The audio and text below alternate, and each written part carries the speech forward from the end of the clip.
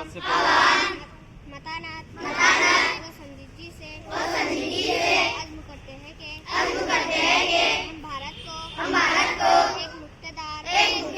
سماجوادی غیر مذہبی عوامی جمہوریہ بنائے اور اس کے تمام شہریوں کے لیے حاصل کرے انصاف سماجی معاشی اور سیاسی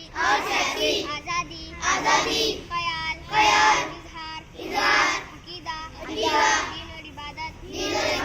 مساوات اعتباری حیثیت موقع اور ان سب میں قوت کو ترقی دے جس سے فرد کی عظمت اور قوم کے اتحاد اور